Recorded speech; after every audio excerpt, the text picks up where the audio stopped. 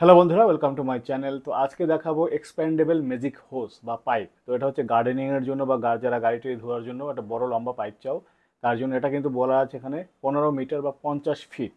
যদিও এটা এক্সপ্যান্ডেবল, তাই ছোট অবস্থায় মানে নর্মাল অবস্থায় একটু ছোটোই থাকবে।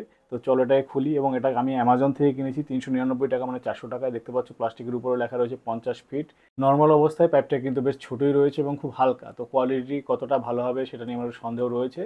যদিও এখানে একটা স্প্রে গান দেওয়া রয়েছে, এটার কোয়ালিটি বেশ ভালো, এবং এর মধ্যে কিন্তু বেশ 5-6টা স্টাইলও রয়েছে স্প্রে জেটের জন্য। এবং এখানে আমরা এটাকে মুড়িয়ে বা এটাকে সবসময় লক করে রাখতে পারবো, এবং এই মাথাটাকে মুড়িয়ে কিন্তু আমরা স্প্রের প্রেশার বাড়াতে কমাতে পারবো। তো এই নজলটা বেশ ভালো, এটার কোয়ালিটি বেশ ভালোই রয়েছে।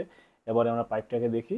এই দেখো পাইপের উপরে কাপড়ের একটা আবরণের মতো রয়েছে, সাথে কিন্তু একটা আবার ইউজার ম্যানুয়ালও দিয়েছে। এখানে লেখা রয়েছে একটা জিনিস, যে জলের প্রেশার কিন্তু বেশি হতে হবে এক্সপ্যান্ড করার জন্য।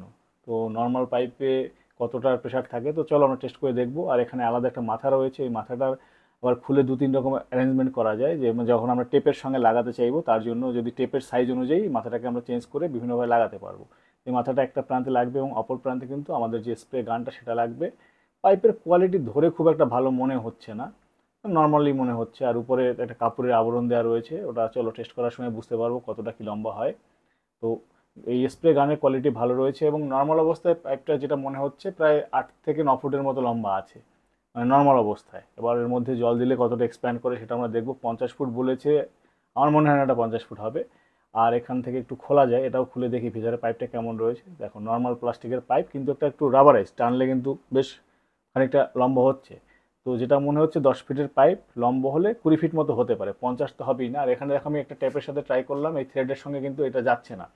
থ্রেড মেলানোর জন্য আমি বেশ কয়েকটা টেপের সঙ্গে ট্রাই করেছি, ম্যাক্সিমাম জায়গাতেই কিন্তু এটা কাজ করে না। এই দেখো নর্মাল অবস্থায় যদি ঢুকে যায়, যদি ছোট ট্যাপ থাকে, কিন্তু তার মধ্যে কিন্তু ওয়াটার প্রেশার লিক করছে, মানে জলটা কিন্তু বাইরে থেকে বেরিয়ে যাচ্ছে। আর পাইপ তো লম্বা হচ্ছেই না নর্মালি, কারণ ওরা বলেছিল প্রেশার লাগবে, খুব ভালো প্রেশার লাগবে, দেখো নেই। তো লাস্ট অবধি পেলাম যে বেসিনের যে একটা থাকে না, যে পাইপটা মাথা থেকে বেসিনের মধ্যে জল যায়, ওই যে পোর্টটা থাকে ওই পোর্টের সঙ্গে এটা লাগবে। এখানে দেখো একদম লিক করছে না, সুন্দর। কিন্তু কোথায় এক্সপ্যান্ডিং হচ্ছে, কিছুই বাড়ছে না। কতটা প্রেশার লাগবে আমি ঠিক বুঝতে পারছি না। জলে কিন্তু ভালোই প্রেশার আছে দেখতে পাচ্ছ, কিন্তু পাইপের লেন্থ খুব বাড়েনি, সম্ভবত 2 ফিট মতো বেড়েছে, এখন 12 ফিটের মতো হয়েছে হয়তোবা। আর এই স্প্রে গানটার থেকে তোমাদের একটু জল বের করে দেখাই। বেশ কয়েকটা স্টাইল রয়েছে, এখানে দেখো ফ্ল্যাট, তারপরে সেন্টার, এই যেরকম একটা স্টাইল রয়েছে, এরপরে এখানে একটা রয়েছে কোন স্টাইল, উদ্ভট উদ্ভট স্টাইল। তো নর্মালি গাছে জল দেওয়াটার জন্য ব্যবহার করতে পারো, কিন্তু আমি তো 50 ফিট হবে বলে এটাকে 400 টাকা দিয়ে কিনেছি। এখন তো মনে হচ্ছে 400 টাকা দিয়ে এটা দিয়ে না কিনে যে নর্মাল পাইপও কিন্তু আমি 40 ফুট পাইপ পেয়ে যেতাম। তো বেকার, ইনভেস্ট করো না এখানে।